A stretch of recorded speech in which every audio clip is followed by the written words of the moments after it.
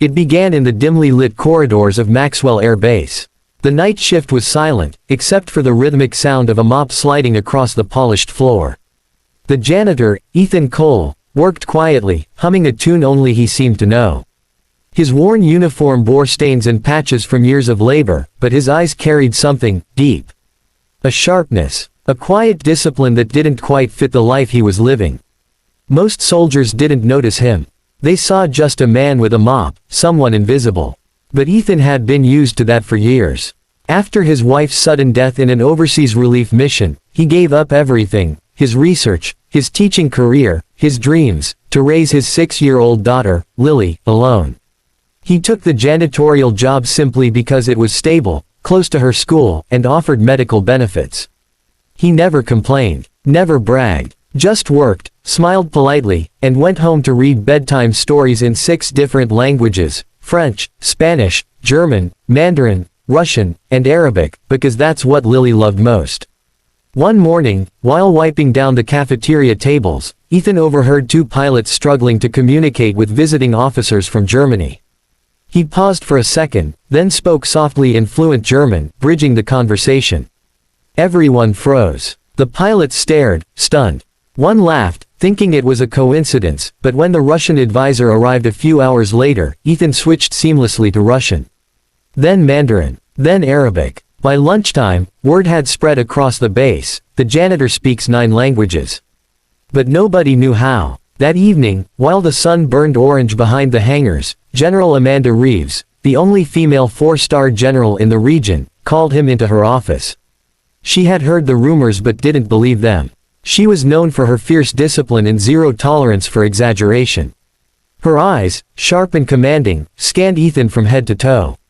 "Mr. Cole," she said, "I hear you're fluent in 9 languages. Is that true?" He nodded modestly. "8 fluently, ma'am. Still working on my Japanese." Her brow furrowed. How does a janitor end up speaking more languages than most intelligence officers? Ethan hesitated, then smiled faintly. "Before this job, I was a linguistics specialist. Taught cross-cultural communication at Stanford. But life had other plans." Amanda leaned forward. "You gave that up, to clean floors." He looked her in the eyes and said, "No, ma'am. I gave it up to raise my daughter." That answer hit her harder than he realized. The room went silent. Amanda herself had no family. Her life was the military, every second accounted for, every dream sacrificed. Something about his calm dignity shook her deeply. A few days later, she asked Ethan to interpret during a meeting with NATO officials when their translator fell ill. He accepted quietly. The entire command team watched as he navigated the meeting flawlessly, translating complex defense terminology between multiple nations without missing a beat. By the end of it, one of the NATO officers turned to Amanda and said, "Where did you find this man?" Amanda smiled slightly. "He cleans our hallways." The next morning, Ethan found a sealed letter in his locker: "Report to the Command Intelligence Division, effective immediately." The entire base buzzed. Soldiers whispered in disbelief, "The janitor." In intel, some laughed, some mocked, but Amanda didn't care. She saw something in him that others didn't, the kind of integrity that can't be trained, and the kind of brilliance that doesn't fade, even when buried under hardship. Ethan joined the division quietly. His first task, to decode intercepted communications from an unknown extremist group using mixed languages to conceal their plans. Within hours, he identified dialect patterns and code switches even the computer algorithms missed. He discovered hidden meanings that prevented a potential base attack. Amanda watched as the room of analysts erupted in applause. She stood at the back, arms folded, pride softening her strict expression. She knew she'd made the right call. Over the next months, Ethan became an irreplaceable asset to the base, translating live operations, building language modules, and mentoring younger officers. But what truly set him apart wasn't his intellect, it was his heart.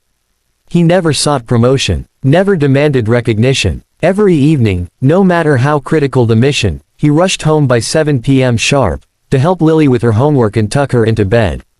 One day, Amanda visited him at his home to deliver an award in person, the Distinguished Civilian Service Medal. She found him on the porch, painting with Lily, her laughter echoing across the yard. For the first time in years, Amanda felt something break inside her, the loneliness she'd buried under medals and stars. She handed him the box. "You deserve this, Ethan," she said softly. "For saving lives without ever asking for credit." He looked at her, eyes moist. "Ma'am, I didn't do it for recognition. I just did what anyone should do, use what they have to help where they can." That night, Amanda couldn't sleep. The man who swept her floors had reminded her of something the military sometimes forgets, that rank doesn't define greatness, heart does. The next morning, she made a call to Washington.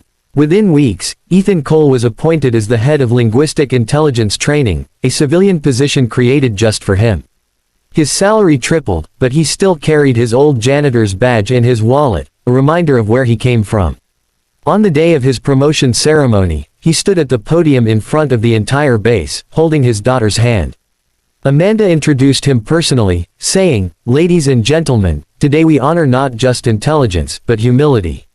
Not just brilliance, but sacrifice. Mr. Ethan Cole reminded us that no one is ever just a janitor, and sometimes, heroes sweep floors before they save lives." The hall erupted in applause.